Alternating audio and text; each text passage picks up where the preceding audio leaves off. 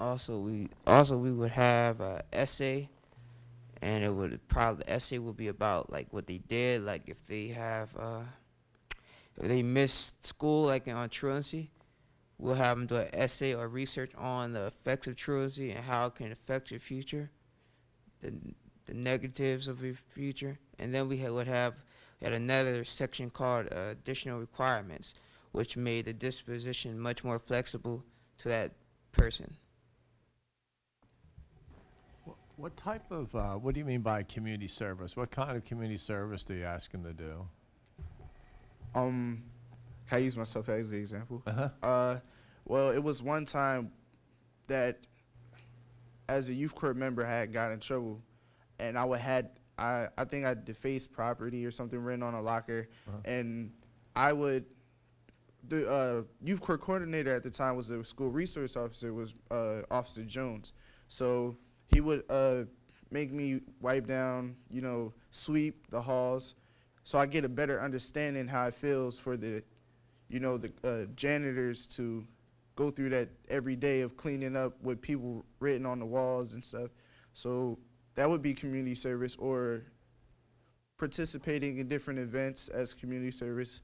Well, as this year, community service would be if a student was to get into an altercation with a teacher, maybe verbally, because they don't have respect for each other. Community service would be at the end of the school year. We was getting a lot of cases, so towards the school year, that's when everybody was leaving, packing up. To get a better understanding, the student would have to do an event with the teacher, either help the teacher pack her books up or anything, or get her materials together while school is over. That'd be community service, so they can get a better relationship with each other to help them out. How do you respond to that? How do they respond to that? I mean, you tell them to do that. That's the disposition. But how many of them do it? And how do you persuade them to do those what you call dispositions, these community service or whatever else that you require?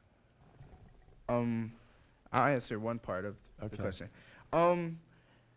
During the trial or the case, the judge, we actually started, the judge would tell them before they get their disposition read to them, would tell them this disposition is to help you, because our base is around restorative justice, and we would want to help the respondents. So before we would go into the jury reading them their disposition, the judge would tell them, this is to restore you, this is to help you. We do not want to punish you. That is not our goal, to punish you.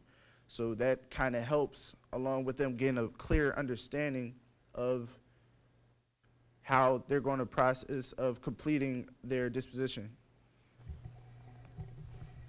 Also, in addition, during the case, we ask questions that help them realize what they did is wrong, and help them see what they see how they can fix it. And we ask them questions like, who have you harmed, and did you do anything to help that person you harmed? And if they ask no, they didn't harm anyone, we give them more insight to who they harmed, and they learn their lessons during court. So it'll be much easier on them when they get their disposition, and they'll agree to it, and they'll finish it. And I say about 70% of the dispositions are finished, compared to the first year, we were more punitive with a prosecutor, but now we have a youth advocate only, which helps the respondent out and represents him or her. So the two the two of you went through this process, and why did it change you? I mean, here you are giving a presentation in front of the Senate Judiciary Committee. I'm very impressed with you. You guys look really good. Thank you. You sound good. Why did that process change you? Why did it make any difference to you when you were going down the wrong path? Well, it helped me realize that there are others just like me that needed help like me, and it kind of touched my heart to see that there's so many people that are affected by our school, and helping them, it helped me realize what I was doing wrong. It helped me get a chance to fix my actions in the middle of the school year. If I would have kept up, with what I did, and like if I didn't learn anything from youth court at all, I would still be in a bad situation. But now, I say through the first quarter of the year, I had like really, really hard, awful grades. But the second quarter of youth court, I was starting to see on a whole new perspective of life and how look at our community much different. Did it have anything to do with the fact that they showed you that they cared about you and they wanted you to be successful and that they weren't going to try to punish you but to help you succeed? Yes. On my behalf, if it something clicked in my head that I wanted to help other people. I mean, I was the type of person, I still got in trouble. I really had a bad attitude. I was being suspended a lot. So when I got introduced to the youth court, it was like at my lowest point where I really got into some serious trouble. And just for somebody to show that they can give me a second chance despite what I did after all these times that I messed up, it gave me, you know, inspiration that I can do this for other people. When I first joined youth court, I was really like, I had the tough guy mentality. I used to pick with people a lot. I used to pick with Jamar too. I used to pick with a lot of people, and I just didn't care.